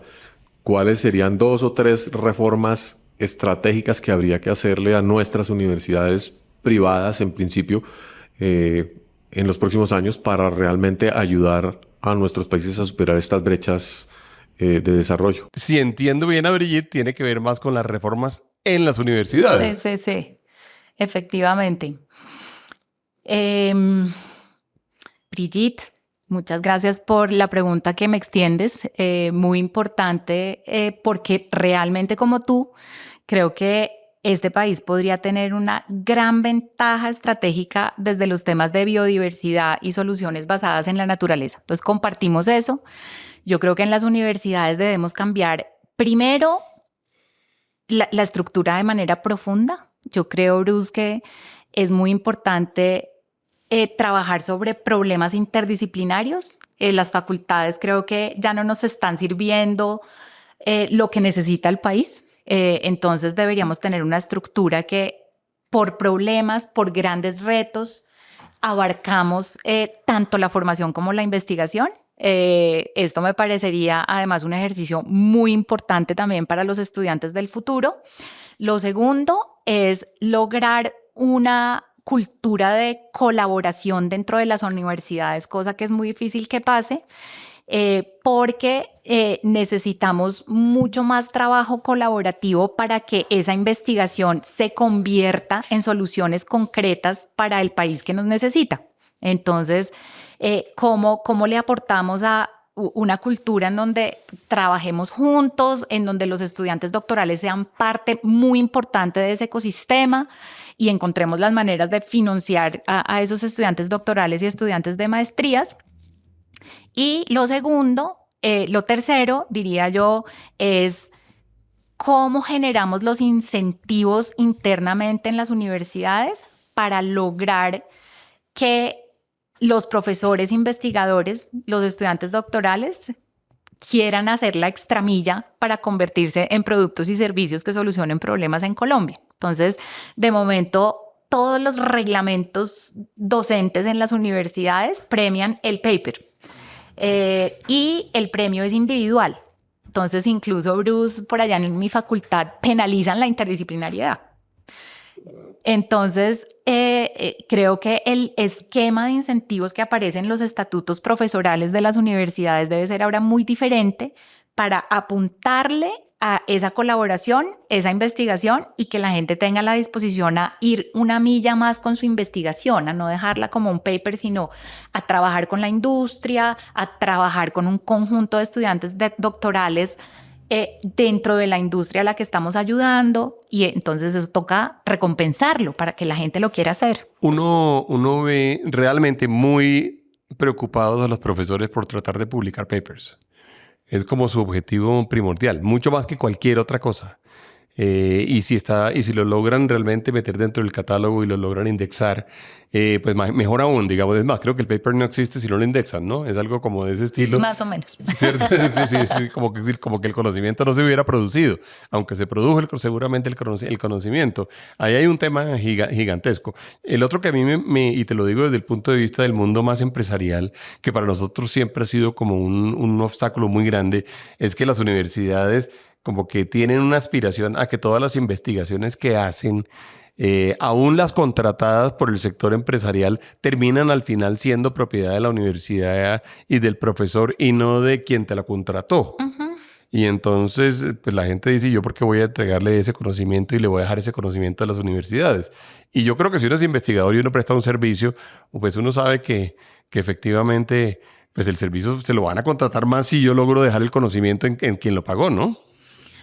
Sí, de acuerdo. Me hiciste como varias preguntas al tiempo. Entonces, Sí. lo primero es que creo, Bruce, que a los profesores que en este momento tenemos en Latinoamérica, como te digo, porque llevamos un rezago con respecto a la academia del norte que es más desarrollada, los profesores que actualmente tenemos los contratamos para producir papers. Ujú. ¿Por qué? Porque estábamos nuevos en esto. Ujú. Entonces, porque apenas en Colombia se comenzó a desarrollar esa academia de investigación en la que uno necesita formar gente. De hecho, pues desde la universidad formamos a la gente en doctorados en el norte para que vinieran a ser investigadores que producían esa investigación fundamental. Y Bruce creo que sigue siendo muy importante. Entonces, sin la investigación fundamental es imposible pasar a el desarrollo de productos, digamos, hacia los sectores económicos, etcétera, lo que hemos venido hablando. Entonces, sí, sigue siendo muy importante esa investigación y los contratamos para eso. Entonces, existe la cultura en las universidades latinoamericanas todavía, que ese es el rol nuestro, Sí. mientras que en el norte ellos ya evolucionaron a la otra fase. Entonces, eso nos toca hacerlo más rápido, Sí. porque este continente, como dices tú, lo necesita. Entonces, hay que cambiar unos incentivos, hay que repensar un poco cómo logramos hacer esa inversión y es muy importante proteger los programas doctorales. Este no es un tema menor, Bruce, porque pues un estudiante doctoral está 5, 6, 7 años en la universidad. En un país en donde no existe la financiación para eso, es difícil lograrlos financiar. Nosotros los financiamos todos nosotros, Sí. pero entonces tenemos muy poquitos. La producción debería ser mucho más grande de estas personas que produzcan los bienes que en el futuro nos van a salvar. Bien, fíjate tú que y yo creo que al final lo que debemos terminar diciendo, ojalá, o por lo menos como resultado de esta conversación, es inventándonos algunas recomendaciones generales que uno pudiera dar. Fíjate tú, una de las conversaciones que a mí me ha impresionado más es la conversación de, bueno, y además después de que la gente estudia, perdón, y si tenemos 1.100.000 personas graduadas cada año en la región que sale supuestamente o sale de carreras parecidas a administración de empresas, negocios, contabilidad, cosas de esas, es decir, las que tienen que ver con las bases del emprendimiento. Tampoco somos muy buenos o hemos sido muy buenos en que la universidad sea semillero de empresas. No son semilleros de empresas. Y eso también habla un poquito del vínculo con la sociedad. Sí. Cuando las universidades se vuelven semillero de empresas, yo creo que eso que mencionaste hace un ratico, que era el tema de el vínculo entre el mundo empresarial y el mundo universitario, pues se da de forma natural. Entonces, fíjate tú que hay, o que tenemos el dato de que una universidad como Stanford, bueno, además con todas las implicaciones de estar en Silicon Valley y estar además pensando en esos temas tecnológicos y demás, ha creado su alumnado, digamos, o sus exalumnos o su comunidad de alumnos, ha generado 39.900 empresas, ha creado 39.900 empresas. MIT tiene un dato de 30.200 empresas. Los ingresos anuales generados por estas empresas, pues es una locura porque además pues va a terminar incluyendo pues una de las más grandes de las compañías de IA. digital, de temas digitales, IA, etcétera. Son 2.7 trillones de dólares en el caso de MIT, que es una universidad pequeña porque MIT no es demasiado grande, ¿eh? No, y los pregrados son pequeños. Ahí es que tienen los posgrados muy grandes. Exacto. O sea, están invirtiendo en el capital humano de posgrados. Más sofisticado, Sí. 1.9 trillones de dólares. Y los empleos creados por su ecosistema son 5.4 millones de habitantes, de trabajadores o de empleos. Y en el caso de MIT estamos hablando de 4.6. millones. Que son unas Y cifras. unos números que no caben en la cabeza. Sí. Y estamos hablando de 2 universidades, sí. Es decir, no te hablé como del universo grande. Pensaría uno que debería poder convertirse en un objetivo del mundo universitario. Ser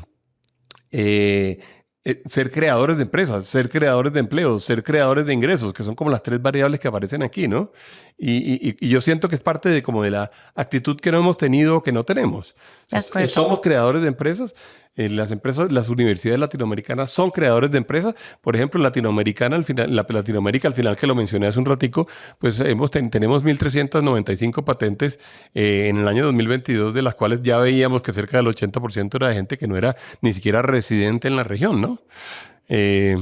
Definitivamente es una aspiración de las universidades de Latinoamérica, yo creo, Bruce.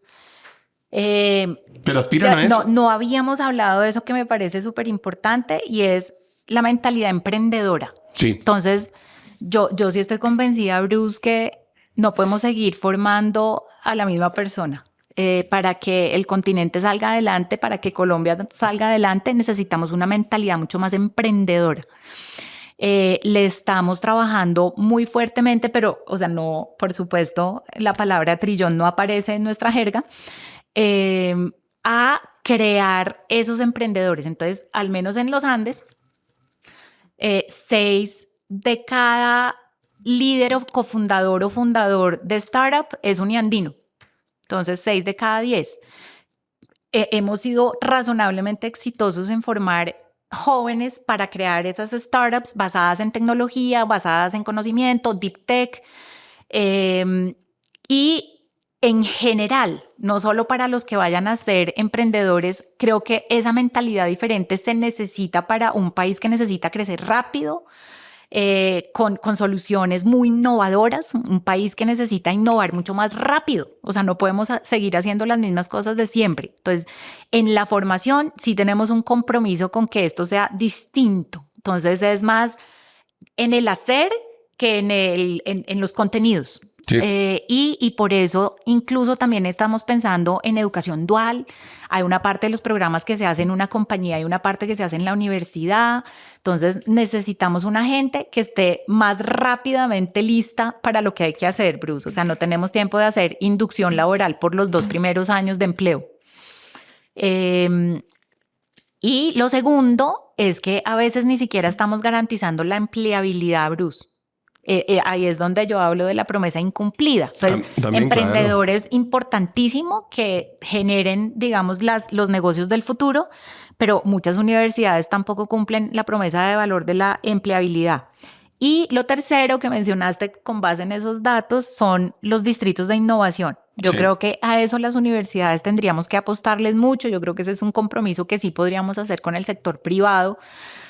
Yo me sueño mucho por allá en la Candelaria, en el Triángulo de Fenicia, que hubiera una aglomeración de empresas tecnológicas, de temas de biomédica, y que trabajáramos directamente casi en el mismo campus con las universidades. Eso ya lo estamos comenzando a pensar. El Uniminuto ya tiene una iniciativa de parque de innovación. Sí. Entonces, creo que toca moverse también en esa dirección, que es, Bruce, una universidad muy distinta a la que existe ahora. La gran aspiración que yo siento que deberíamos tener es la de poder llegar a ser un país desarrollado. Esa es como la gran aspiración que deberíamos hacer, y por eso me parece que las apuestas tienen que ser apuestas ambiciosas. Si no son muy ambiciosas, no lo van a lograr. No lo van a lograr. No hemos mencionado mucho, y lo mencionaste ahorita que hablaste de los startups de Stanford. O alrededor de Stanford o de la zona de la Bahía o de la zona de Silicon Valley, o bueno, como lo quieras decir, alrededor de San Francisco. Mencionaste el tema de IA. El tema de la IA, pues, es sin duda, digamos, el principal tema que estamos enfrentando hoy en día en muchas cosas, pero también en el mundo académico y en el mundo de la formación. O sea, y debo decirlo, yo estuve en algunas conversaciones, inclusive con la universidad en un momento dado, y la primera discusión que teníamos era muy parecida, lo mencioné yo, recuerdo, a la discusión de los años 70, alrededor de si usábamos la calculadora o no usábamos la calculadora, y si se permitía que los estudiantes usaran calculadora o no. pueden o no usar el celular, pueden o no usar el computador. Y afortunadamente siento que eso ya lo sobrepasamos y estamos hablando de una cosa distinta. Pero llegamos a la IA y me acuerdo de haber oído hace un par de años a varios profesores, muchos profesores que decían, no, estos no están estudiando porque le están poniendo a la IA a hacerle todas las tareas. Bueno, ¿cómo nos vamos a relacionar con la IA? Porque si esa es la actitud, ten la plena seguridad de que nos van a ampliar la brecha, pero en 2 segundos, los países desarrollados, ¿no? Entonces, no sé, ¿tú cómo lo ves? Entonces, la inteligencia artificial en la educación, Bruce, francamente, es un reto significativo, porque los jóvenes la están usando, entiendan o no cómo funciona, para qué sirve y para qué no sirve. Y lo que estamos tratando de hacer las universidades es lograr que desde lo disciplinar entiendan cómo pueden usar la inteligencia artificial para hacer mejor sus tareas dentro de cada disciplina. Entonces es en arte esto cómo se va a ver, en derecho esto cómo se va a ver, anticipar los trabajos del futuro como ya te había dicho, pero la evaluación de los aprendizajes auténticos se vuelve un gran reto, porque pues la herramienta está ahí. No hay manera y no existen ningunos instrumentos, ningunas plataformas que uno pueda decir, sí, acá estoy seguro que usted me utilizó inteligencia artificial, entonces esto no se lo voy a valer. Eso ya no se va a poder hacer y muy pronto pues va a ser imposible distinguir. Entonces, en el proceso de aprendizaje sigue siendo muy retador, lo que incluso las universidades del norte, o sea, nosotros estamos siguiendo las mejores prácticas de las universidades del norte, Bruce, es volver al cuaderno y al lápiz. Entonces, puedes aprender con base en la IA porque ese es el futuro que te tocó y te voy a enseñar a cómo aprovecharla mejor, pero a la hora de evaluarte necesito que tú sí sepas discernir un dilema ético, necesito que tú sí tengas pensamiento crítico para escoger entre 2 opciones que tienes, necesito que tú sí te sepas hacer las preguntas. Entonces, en la práctica es una combinación entre hay que enseñarles a utilizar bien la inteligencia artificial, pero hay que lograr evaluar los aprendizajes auténticos de las maneras que haya que hacerlo para asegurarnos que ese es un estudiante con lo mínimo que necesita un ser humano, que es el pensamiento crítico, la ética, la curiosidad. Voy a hacer como de abogado del diablo para decirte, la respuesta me parece que nos está como reflejando, que yo estoy seguro que es así además, nos está reflejando un mundo educativo que está como 2 años atrás del mundo real.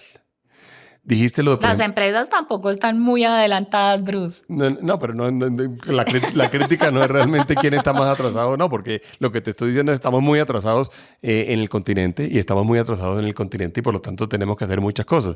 Pero lo que te quiero decir es mucho más filosófico y mucho más conceptual sobre la educación. Me estás diciendo... estamos evaluando o se ha evaluado o los profesores evalúan eventualmente en cada tarea o en los trabajos si qué porción de esto fue hecho con IA. No, ya no se puede ni mirar, no tiene ningún sentido.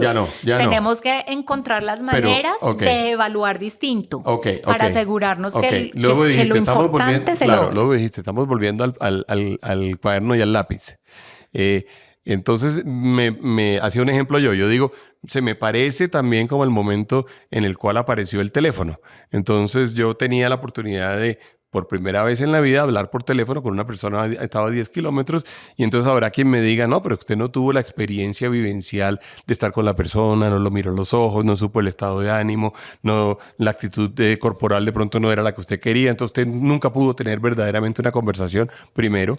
Y segundo, usted no sabe cómo funciona el teléfono, entonces como no sabe cómo funciona el teléfono, la respuesta a esa llamada probablemente no es satisfactoria para mí. Hay muchas cosas que son herramientas que nos entregan sobre las cuales no hay que saber exactamente todo lo que hay detrás de ellas y también hay muchas cosas que pierden relevancia. El caso típico, digamos, teníamos que aprender a sacar la raíz cuadrada nosotros a mano en un momento dado, teníamos que aprender a hacer logaritmos y teníamos que hacer coseno y coseno y teníamos y en trigonometría, eso era trigonometría. Hoy nos dimos cuenta que en realidad era como un tiempo un poco no tan importante, digamos, para dedicárselo desde el punto de vista de formación de un joven o de un niño y podíamos dedicarlo a que aprendieran unas cosas distintas. Y eso no está dejando de un lado lo ético, eso no está dejando de un lado ni siquiera lo humanista ni el estudio de la historia.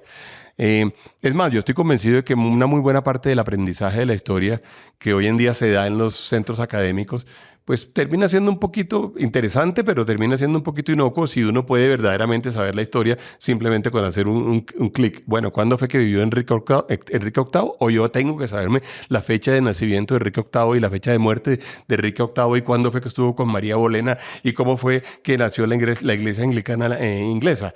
De pronto no tengo que saber todo eso en la conversación o en la vida diaria. Es decir, me parece que ahí tenemos un dilema que es mayor. Además, pues, hablando con una rectora, pues es mayor, porque yo siento que esa herramienta ya es una herramienta que está ahí que hay que usar. Ujú. No, pero además, Bruce, la estamos usando. No está prohibida. El punto es cómo porque tú y yo, pues ya tenemos la edad que tenemos, ya tenemos pensamiento crítico, ya tenemos la curiosidad, Sí. ya entendemos los dilemas éticos. ¿Tú sientes que se pierde la curiosidad con la IA? Totalmente. Entonces, lo que nos está pasando, y esta es una tecnología muy distinta a las anteriores, Sí. muy distinta, Sí. porque esta tiene la capacidad de generar una realidad totalmente distinta, si nosotros dejamos que eso pase. Sí. Un mundo totalmente distinto. Sí, eso es un riesgo sin duda. Y esto está pensando por ellos. Entonces, los jóvenes difícilmente leen, Bruce. Los jóvenes todo lo están preguntando a la máquina y entonces es imposible desarrollar las cosas que necesitamos para que la IA no nos destruya, literalmente. Entonces, yo creo que hay que usarla, la estamos usando, todo el mundo la puede usar bajo unas 3 reglas que son muy sencillas. Entiéndala, declare que la usó y el ser humano es el que puede firmar esto. O sea, el resultado final es firmado por el ser humano. 3 muy sencillas. Pero a la hora de evaluar queremos entender que ellos sí entienden, sí saben hacer las cosas. No va a tocar sacar cosenos, pero Bruce, sí toca tomar decisiones. Sí toca, si uno es un juez de la República, sí toca tener criterio ético para tomar ciertas decisiones. Eso se puede perder muy fácilmente si uno se entrega a la inteligencia artificial y tiene uno 17 años. Hace poco hubo, y hace ya 2 años, bueno, y 2 años en temas de inteligencia artificial es pues como 2 siglos, ¿no? Yo sé, sí, qué susto. Salió una película española que no sé si la viste, gallega, en donde se presenta un inmenso dilema muy interesante porque es un dilema que termina llevando, en teoría, pues en la película, en la ficción, termina llevando a toda España a tratar de tomar la decisión de si es conveniente o no es conveniente que haya jueces que evalúen los criterios de la IA, que evalúen con criterios de IA y que emitan fallos que sean justos y que se acojan, digamos, a las leyes y que se acojan a la Constitución española.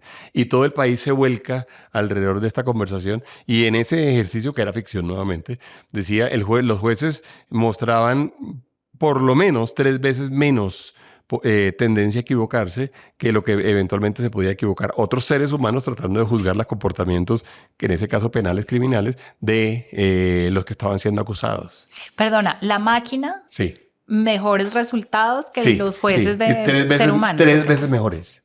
3 veces mejores que los resultados, porque los jueces se equivocaban y terminaban condenando una gran cantidad de inocentes o terminaban exonerando a personas que eran verdaderamente culpables y la máquina al tiempo estaba haciendo la película. Tengo que acordarme ahorita el nombre y lo podemos buscar, pero es muy interesante porque ese es el tipo de dilemas frente a los cuales vamos a estar muy, pero muy pronto. Yo sé lo que estás diciendo, pero me parece que tenemos, por lo que mencionabas ahorita, porque tenemos la edad que tenemos un lastre muy fuerte de lo que nosotros creemos que es valioso. Y de repente lo que nosotros creemos que es valioso no lo es tanto. Te voy a poner un ejemplo. Tú decías, uno tiene que saber qué sucedió en el pasado o uno tiene que tener en un momento dado, el pensamiento crítico se forma, y digo yo, solamente con el método tradicional de aprendizaje, o el pensamiento crítico se puede... No, se puede formar. Claro. y se puede apalancar en IA sin lugar a dudas. Y la IA pueden ser los elementos que terminen generando pensamiento crítico. Por ejemplo, yo te diría, yo no estoy tan seguro que la guía inhiba la curiosidad. Por el contrario, creo que eventualmente es una respuesta a la curiosidad. Es multiplicador de curiosidad. Claro. Eso sí está ya probado en papers. Bueno, exactamente. Sí. Entonces, si tú preguntas, bueno, ¿y qué es el tungsteno y cómo está el tungsteno? Sí. Pues te puedes demorar mucho, si, digamos, por los métodos tradicionales de tratar de entenderlo bien y de repente la IA te trae pues las mejores explicaciones que han dado las mejores personas muy rápidamente y te la entrega. Sí. Entonces... Yo creo definitivamente, Bruce, que la respuesta es sí, toca avanzar rápidamente en inteligencia artificial, en enseñarles a usarla, en ayudar al sector, a los sectores productivos a utilizar la inteligencia artificial para volvernos más eficientes, más veloces en la producción de innovación de nuevas cosas para Colombia.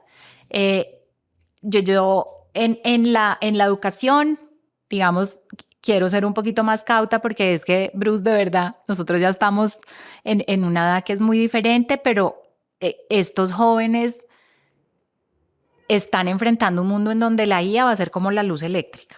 O sea, se va a usar como si fuera la luz, claro, el agua. Sí, ya lo es. Exacto, pero no los queremos a mandar al mundo ingenuos, sin entender los grandes problemas, sin desarrollar una vocación humanística bastante profunda, porque además eso es lo que nos diferencia de la máquina, y esto también los protege de la desaparición de trabajos que fácilmente se van a ir. Entonces también nos toca robustecer la formación para que ellos no sean sustituidos fácilmente, sino que para que ellos sean amplificados por la IA. Te quiero ahora discutir un poquito sobre eso porque es que es un tema apasionante, pero lo que estás diciendo es absolutamente cierto. Hay unas estimaciones que nos dicen que entre el 26 y el 38% de los empleos en América Latina pueden verse afectados en razón de la IA. Y muy pronto. Y muy pronto, Sí. Exacto. Y hay muchas cosas que hoy en día probablemente uno no necesita contratar si uno simplemente lo hace con un par de modelos o 3 o 4 modelos distintos. Un GPT y ya. Claro. Y con eso dicho, nos aparece entonces el reto educacional que es distinto. Ya no es el reto de la IA en la universidad, y si lo permitimos que lo usen, que no lo usen, si se forma el pensamiento crítico, etcétera, sino es el reto de, bueno, y entonces toda esa discusión que traíamos hasta ahora de pertinencia, de promesa de valor cumplida, de utilidad, de eficacia, de la educación, ¿cómo cambia con esto? Porque me parece que, y es un poco la tesis que te quisiera lanzar aquí, yo siento que estamos definitivamente en un punto de inflexión muy, muy, muy bravo, digamos, en términos de lo que va a pasar de aquí en adelante. Que hay algunos que eventualmente jalan para atrás, como en todos los puntos de inflexión, jalan para atrás tratando de que haya cosas que no cambien, pero sí estábamos convencidos de que el pensamiento crítico, perdón que uso tu ejemplo de nuevo, pero el pensamiento crítico se creaba de esta y esta y estas formas, y la gente, el profesional sólido se creaba teniendo estas herramientas. ¿Y cómo yo no voy a tener herramientas? Me acuerdo yo cuando comencé a estudiar ingeniería en los Andes, que yo comencé por ingeniería antes de pasarme a economía, a mí me decían, tienes que saber sacar las raíces cuadradas y las raíces cúbicas a mano. Y tienes que saber hacer los cosenos y todas estas cosas, porque si no lo sabes, no sabes el fundamento de lo que estás aprendiendo. Pero también porque eso conecta el cerebro de maneras diferentes. O sea, la matemática, por ejemplo, Bruce, crea conexiones neuronales que de otra manera no tendríamos. No te digo. Y eso permite, por ejemplo, la solución de problemas complejos más fácilmente que si no has hecho pues nada de matemática. Bueno, sí, eso era lo que me decían en los años 80. Pero eso es lo que te quiero decir. Pero ahora lo sabemos de la neurociencia, claro, es así. Claro, hay algunas cosas del aprendizaje que son fundamentales para uno poder ser más potente. Sí, pero a donde voy es que me parece que tenemos un montón de gente que puede estar anclada en los métodos tradicionales. Con seguridad. Sí, inclusive en la defensa a ultranza de métodos tradicionales que no se están centrando, digamos, por ejemplo, me parecería un reto increíble. Uno, ¿cómo hace para montar un modelo educativo con IA que genere el pensamiento crítico? Que genere y que alimente el pensamiento crítico. Me parece que pudiera ser una... Sí, se puede. Y no solamente se puede, sino me parece que puede ser muy útil hacia adelante. Sí. ¿Cómo hace uno para generar por ejemplo, en términos matemáticos que lo estás mencionando ahorita y que los cálculos eran tan difíciles, listo, pero si no tienes tú que llenar como en las películas un tablero que subes y bajas y llenas de fórmulas y tal, sino tú le haces unos prompts y unos modelos bien entrenados y unos agentes bien entrenados para que hagan unos cálculos sofisticados, ¿por qué vas a llenar el tablero con tiza blanca? Para los que se acuerdan de la tiza blanca. Ya eso sí no existe, Bruce. No, yo lo vi en un pulguero. Hace poco lo vi en un... Claro, los pulgueros tienen tizas blancas y tableros negros. Claro. Pero bueno, entonces uno tiene que llenar un tablero de tiza, con fórmulas para tener una... Que además el double check es mucho más fácil porque te lo está haciendo el modelo. Entonces, esa pregunta sí me parece que es la pregunta. Y entonces, claro, lo mencionaste tú. Está el tema de la ética, claro que sí. Y entonces uno, ¿cómo hace? Que es la siguiente pregunta que te quería No, y para hacer. todo, la investigación, o sea, todo. Claro. Sí. Y la ética no solamente es dime qué fue lo que tú hiciste y lo que no hiciste y no sé qué, y si usaste calculadora o no usaste. Para mí la ética es mucho más en la interrelación humana. Sí, de acuerdo. ¿Cierto? Que es lo que es verdaderamente importante. Ajá. ¿Sí? Bueno, y entonces uno, ¿cómo hacer para compatibilizar? Ahí sí voy. No solamente para en los derechos de autor y todas las cosas. No, ¿cómo hace uno para compatibilizar el comportamiento ético al cual le doy mucho valor con el hecho de que yo estoy seguro que por mucho que jalemos hacia abajo y hacia atrás en términos del aprendizaje académico, vamos a terminar teniendo la inteligencia artificial muy presente, pero es que ya, pues yo no sé Sí. qué porcentaje de la gente lo utilizará en tu universidad, qué porcentaje de la gente crees que lo usa. No, pues la literatura, que han hecho varias encuestas, no solo en la universidad, pero es como 88% de los estudiantes la usan. Hay Bueno. 12% que se rehusan. Bueno, es muy interesante entender al 12%.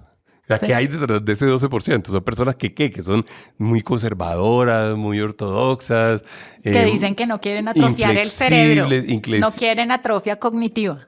¿Y qué Literal, me dicen Bueno, a mí sí, mis estudiantes. bueno, entonces te propongo otro estudio que puede ser muy interesante. Hazle un seguimiento a esas 12 personas, a ese 12%, y veámoslos cuando ya sean profesionales y veamos qué les pasó. Sí. Sí, no, esa literatura ya está saliendo, Bruce. Y primero, sí detona la creatividad, la IA. Sí. Pero, digamos, la atrofia, la atrofia cognitiva, sí es verdad que es más prevalente en los que usan la inteligencia artificial mucho, comparados con los que no la están usando. Dime, atrofia cognitiva entendida como... Es que no están desarrollando competencias de pensamiento básico. Entonces, digamos, sí, no están pensando estructuran suficiente. ideas bien, no saben contestar una comprensión lectora, competencias básicas. Pero es que me parece que las herramientas son viejas, porque también utilizamos herramientas viejas y métodos de evaluación que pueden ser viejos. Y entonces de repente uno debiera inventarse nuevas herramientas para justamente hacer todo ese desarrollo, pues como dijiste, neuronal, cognitivo, sí. Para que eventualmente eso suceda. Esos 12, yo estoy seguro, y esta es mi apuesta, a esos 12 les va a ir, el 12% le va a ir peor que al 88%. No, la usan, pero digamos ellos prefieren tener agencia sobre sus procesos de aprendizaje. ¿Sí me entiendes? Es que hay muchos estudiantes que cero agencia. Es muy grave. Es muy grave. No, lo entiendo, lo entiendo. Pero digamos, respecto a lo que me estás mostrando acá, yo creo, Bruce, a pesar de las dificultades que ahora tenemos porque es una tecnología nueva, estamos enfrentando retos de cómo evaluar a los estudiantes, etcétera, seguramente eso en un año se va a solucionar. Yo sí le tengo mucha fe a estas tecnologías nuevas como motores de equidad. Te soy sincera. Sí.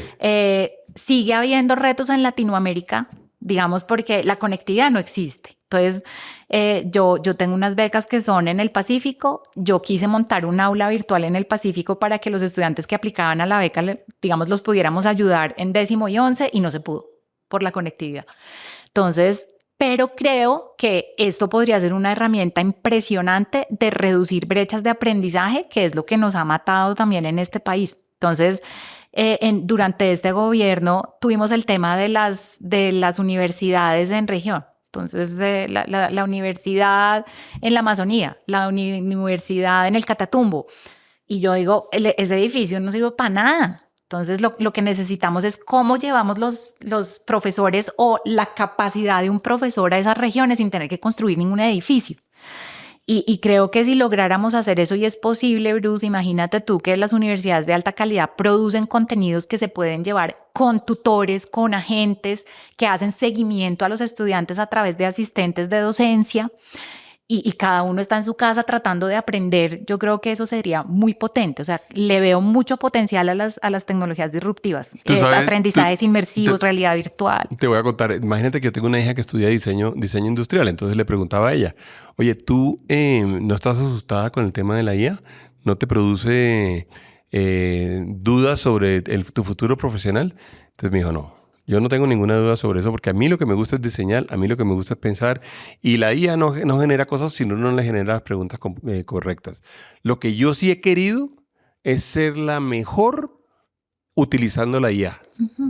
Dijo, yo lo que quiero es ser la mejor usando la IA, porque además, claro, hay diferentes grados de entrenamiento. Entonces hay gente que lo sabe usar mejor que no, hay gente que sabe hacer los prompts, hay gente que sabe mezclar unas plataformas con las otras, y entre otras cosas me permite hacerte otra pregunta sobre la IA. Sentimos que la IA es como un conocimiento que viene como de Venus o de, ¿cierto? Como de Alpha Centauri. Como que no sentimos en nuestra región que nosotros podemos ser grandes desarrolladores de IA. ¿Por qué no tenemos esa ambición y por qué no la incentivamos? O sea, van a pasar muchas cosas en IA de aquí en adelante, incluyendo el desarrollo de nuevas plataformas, de nuevos modelos, de nuevas formas de procesar datos, de nuevas formas de administrar datos, de nuevas formas de interpretar las cosas. ¿Y qué tanto tú sientes que estamos haciendo de eso y por qué no vemos ahí una oportunidad grande? Sí, yo creo que no estamos haciendo mucho de eso, la verdad, Bruce. No. La tecnología, toda la tecnología de IA, Bruce, se está produciendo en 20 cuadras por 20 cuadras allá en California. Sí, al lado de esta universidad donde estábamos diciendo. Exacto. Bueno, perdóname, y en China. China, ¿no? Exacto. Porque arrancaron con DeepSeek en algún momento y fue muy impresionante. Entonces después, está ese kilómetro por kilómetro en los Estados Unidos y China. Y todas las platas y toda la inversión está en esos lugares. Es muy difícil, Bruce, competir. Yo creo que esa no sería nuestra ventaja comparativa. Yo creo que nuestra ventaja comparativa es, dado nuestro nivel de desarrollo, cómo la usamos bien para poder crecer. Eso es lo que me trasnocha a mí. Porque si uno ahora se pone a decir, venga, nosotros seamos los desarrolladores, no vamos a lograr ni lo uno ni lo otro. Pero no podemos dejar atrasar el talento humano de este país, que tu hija es una genia, porque eso es lo que hay que hacer. Entonces, no sé por cuánto tiempo. Porque ya después la IA se genera solita. Pero ahorita la gente que sepa usar IA no va a perder ningún trabajo. Y la gente la va a buscar como aguja en un pajar. Sí. Entonces, eso es lo que hay que hacer. Y creo que hay el potencial de formar ese talento bien. A eso nos tenemos que dedicar. Por eso, digamos, yo comparto contigo, las universidades somos extremadamente conservadoras. Yo quisiera avanzar mucho más rápido en la universidad en lo de inteligencia artificial. Porque creo que es indispensable que al menos en talento humano no nos dejemos rezagar, y creo que dadas las características de la economía colombiana es muy posible volver a algunos negocios eficientes rápidamente. Exactamente. Por ejemplo, las pymes. O sea, uno podría ponerlas a crecer rápidamente, a pesar de toda la burocracia. Una gran cantidad de capacidades capacidad. Que para ellas es muy costoso tenerlo hoy día. Pero te voy a decir una cosa, las universidades no deberían ser conservadoras, las universidades deberían ser disruptivas. Sí. O sea, a mí me parece que es como el centro en donde se debería producir todo lo nuevo. Bruce, nosotros estamos traumatizados por los temas de financiación. Es que podríamos hacer, o sea, si uno tiene el 1% de lo que tiene Stanford en donaciones individuales, pues acá estaríamos haciendo fiestas. Entonces tenemos un estrés postraumático muy terrible del tema financiero. Exacto, estoy de acuerdo. Eso lo entiendo, pero esto es más como para generarle, porque yo espero además que muchos rectores de universidades puedan ver esta charla. Te va a tocar a ti mandársela a todos los de América Latina, por favor, en tu red de problemas. Así lo haremos. Y por supuesto de Colombia. Pero es decir, oiga, no, es que allá es donde tiene que producirse lo disruptivo. Y allá es donde nos tienen que dar la herramienta, nos tienen que dar el impulso, nos tienen que dar la gente. Hay muchas cosas que es el papel en mi opinión, pues el papel de la universidad en nuestra sociedad y en nuestro desarrollo, ¿no? Tenemos que ser más agresivos en eso. Y por eso, además, quiero decirte, nos falta pensar en esto. Es la otra tesis, digámoslo, y de alguna forma estaba implícito en todas las conversaciones, o en toda la conversación que hemos tenido hasta ahora, que es el hecho de que no tenemos, de alguna forma, primero, una tesis de desarrollo. Nuestros países no tienen una tesis de desarrollo, no la tienen. Y claro, las universidades juegan un papel fundamental porque uno pudiera decir dos cosas: o son activos, como mencionamos al principio, en la construcción de la tesis, o si no son activos en la construcción de la tesis, tienen que ser muy activos en la implementación de la tesis. Sí. ¿Sí? Pues digo, el primero es en el diseño y luego en la implementación de la tesis. Y luego uno sí tiene que imaginarse, es una interacción natural, obvia, además muy coordinada en esto que al final es como un triángulo que termina ejemplificando lo que mencionaste del círculo virtuoso: Estado, universidad, talento, ciencia, innovación, empresa produciendo producto, mercado de escala. Aquí quizá me faltó poner oportunidades de trabajo porque lo mencionaste, que son las oportunidades laborales, que es la concreción de la promesa, además individualmente con los jóvenes. Y además con esto, ¿no? Con una cantidad de pensar, digamos, una lógica del desarrollo que pone muy rápidamente todo el tema de la IA y los datos, digamos, como una oportunidad gigantesca. Biotecnología, que lo mencionamos. Están todos los temas de energía que no los mencioné, pero ahí veo una oportunidad increíble también, porque sin duda el continente tiene, digamos, una oportunidad gigantesca en todo, no solamente en la generación limpia, la oportunidad de la huella baja de carbono, sino también en el tema de tierras raras, en el tema de los minerales críticos. De acuerdo. Hay una oportunidad como de oro, ¿cierto? Agroindustria, que no la habíamos hablado, pero que coincido 100%, la despensa del mundo. Sí, la alimentación de 8.000 millones de personas no es un reto pequeño, ¿eh? Sí. Y un reto que, por cierto, no estamos cumpliendo tampoco, porque estamos dejando a 3.000 millones de personas desnutridas. Sí. Bueno, mencionaste el apoyo al gobierno y la construcción de tecnocracias, biodiversidad y productividad. Uh-huh. Son como los temas, digamos, que uno termina teniendo como muy pendientes y con los cuales uno debería construir. Y digamos que ya avanzando en esta conversación, yo te diría, saquemos unas conclusiones. Ayúdame a sacar unas conclusiones alrededor de qué pudiera uno terminar diciendo sobre el papel de este mundo universitario en América Latina, porque yo sí tengo el sueño de que nosotros logremos construirle por lo menos las bases. No sé si lo logremos entregar en nuestras vidas, pero sí las bases de un mundo desarrollado, o de la inserción de América Latina dentro del mundo desarrollado. A ver, te voy a dar yo mi resumen, que es un poquito reiterar la que yo he dicho. La primera cosa es que tienes razón, las universidades debemos ser el motor que apoya la construcción de un proyecto de país. En este momento nosotros hemos trabajado un poco con ProAntioquia, con ProBogotá, como con esa idea de hagamos esto, pero sí debemos ser ahí lo que tenías tú como el proyecto de desarrollo, ayudemos a definirlo. Sí. Y en mi mente eso implica dos cosas muy grandes, Bruce. La primera es digamos, decidir los sectores económicos en los que queremos invertir. Eso es lo que han hecho los países que avanzan rápido. Vietnam, Singapur, hasta Costa Rica ha podido. Me encanta como le estás diciendo, por una razón, porque además es parte de la discusión más grande que yo tengo en términos de política industrial. O sea, ¿tú crees que tenemos que tomar una decisión de quién lo metemos? Es que si no, uno se dispersa y eso es lo que nos ha pasado acá siempre. Hacemos cositas aquí y allá. Entonces, yo digo, hagamos biodiversidad, agroindustria, trabajemos en todos los temas de minerales críticos, minerales raros, exacto. Tierras raras y minerales críticos. Y quizás energías renovables, empleos verdes, porque tenemos ventaja competitiva en esas cosas. Sí. Entonces, ¿qué pasa, Bruce? Porque después uno dice, ok, la educación, dedíquese a hacer esto. Sí. La política industrial es así. La empresa, ¿cómo ayuda? La infraestructura. No hablamos, Bruce, de nada de esto. Exacto, todo, haz de cuenta hasta COMPES, tener listos. Pero se me olvidó hablar también de la educación técnica, tecnológica, la posmedia en general. Pero es parte de todo el modelo. Exacto, pues es un vínculo muy importante también con la empresa. Sí. Hay que producir el talento pertinente desde otros ciclos educativos. Entonces, eso es de la mayor prioridad. Lo segundo, Bruce, es que acá seguimos pensando que cambiando la Constitución se arregla el país. Entonces, Jim Robinson, que es el que ha hecho varias tesis interesantes sobre por qué Latinoamérica es el continente olvidado. Sí, el socio de Acemoglu. Exacto, Acemoglu y Robinson.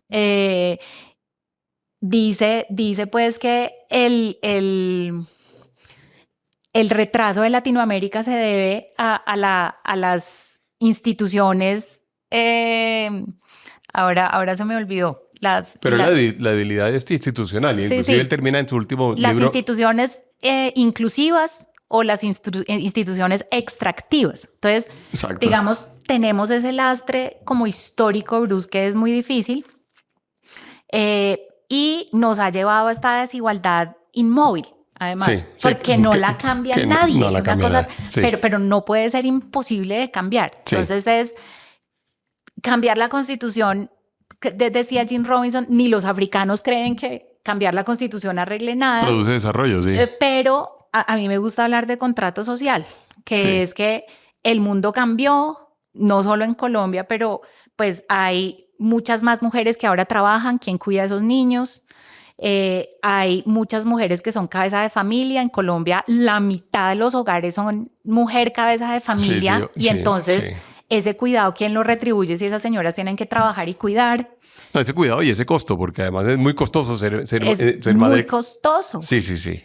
El tema intergeneracional, o sea, nosotros le estamos heredando a nuestros hijos el problema pensional y el problema del cambio ambiental. Así es. Entonces, ese contrato social, ¿cómo se ajusta para atender los problemas estructurales de la sociedad? Sí. Pero esto es en políticas, en leyes, en cosas que sean concretas y no en discursos. Entonces, la educación en todo ese paquete juega, Bruce, un gran rol, que es ayudando a construir esa visión, ayudando a diseñar las políticas públicas que sirven para el nuevo contrato social que necesita una región tan desigual históricamente.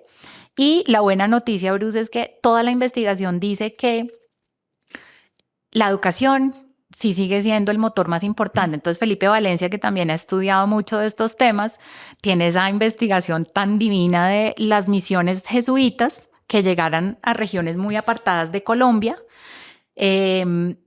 200 años después siguen siendo más prósperas, más iguales, menos pobres. O sea, una cosa muy impresionante. Sí.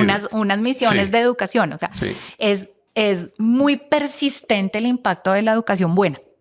A mí me parece que no hay dudas, digamos, más bien, alrededor de que la evidencia histórica nos demuestra eso. El estudio que acabas de mencionar es claro. Pero también, digamos, hoy en día tenemos un hecho como muy contundente y es el conocimiento es la base de realmente... Sí. La economía del conocimiento tenemos que pasar allá, Claro, pronto. Claro, y Sí. uno no tiene economía del conocimiento, no tiene conocimiento profundo, no tiene conocimiento especializado y de alto valor sin las universidades y sin el sistema educativo. No existe. No O existe. sea, no podemos imaginarnos que todo el mundo va a ser Bill Gates, que al final se le ocurrió y todo lo que se le ocurrió en un garaje y por fuera de la universidad y se salió de la universidad y no estudió. Eso no, pues fue una excepción y también tenemos excepciones en Colombia de gente que lo ha hecho y ha sido muy exitosa, pero eso no es lo que lo produce en forma masiva y no es lo que conduce a un cambio grande en un país, ¿no? Sí, de acuerdo. Yo como conclusión también añadiría lo que tú estás diciendo, es que uno debería considerar el mundo educativo no como un grupo de carreras aisladas o como capacidades de enseñanza y de formación, sino como un grupo de proveeduría en términos de capacidades para un país, en la línea de lo que estás diciendo.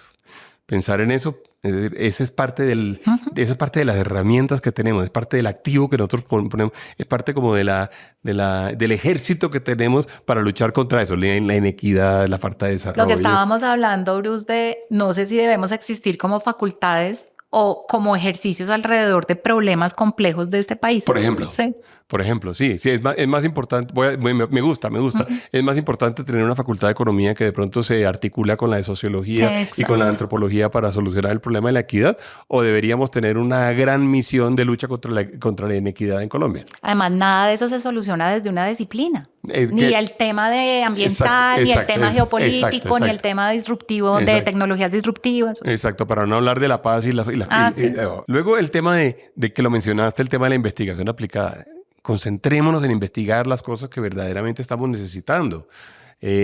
¿Cómo hacemos para volver el vehículo de transformación? Sin olvidar la investigación fundamental. No, insisto, me parece bien. Pero sí toca pasar a la aplicada y a la transferencia pronto. Sí, la acepto, pero te diría que en la tesis pragmática que yo quiero que de alguna forma poner en movimiento, la aplicada termina de alguna forma teniendo digamos, más impacto. La otra es mucho más estructural importante, Sí. ¿cierto? Sin duda. Luego, el tema de que pudiéramos uno pasar, que también de alguna forma está en lo de la solución que mencionas tú, de que pensemos en más que en campus cerrados y facultades a trabajar ecosistemas. La idea de que la universidad sea parte de un ecosistema, pero te cumple la función dentro del ecosistema. Ah, bueno, necesitamos aprender a hacer esto. Pidámosle a la universidad que lo haga. Sí. Muy bien. De acuerdo. Sí, sí, sí. Bueno, no, pues Toca moverse más rápido. Muy bien, no, muy bien, muy bien. No, pues bueno, maravillosa conversación, Raquel. De verdad que yo creo que ahí dejamos una gran cantidad de cosas. Inclusive yo aprendí muchísimo y yo creo que construimos colectivamente una cosa interesante, que me voy a tomar la libertad luego de volverlo un documento que los dos... Espectacular, buenísimo. Que los dos sacamos adelante con el resumen de las mejores conclusiones de lo que vimos y las mejores, de alguna forma, dudas con las que quedamos también. Quedamos con dudas, ¿no? Totalmente, siempre. Y eso es bueno. Claro, eso hace parte tiene del que haber dudas. aprendizaje permanente. Nos quedamos con dudas, inclusive dudas que no nos va a solucionar la IA. De acuerdo. Gracias a ti, Bruce, por todos los datos que mostraste. De verdad, muy interesante. Esas cifras de MIT y Stanford son demasiado impresionantes. Son duras, la ¿no? verdad, Son duras. da mucha envidia. No, que lo que te tiene que generar es como el challenge, el reto. Sí, un reto a moverse mucho más rápido. Bueno, de muy acuerdo, bien. muchas gracias. Raquel, muchas gracias. A ti.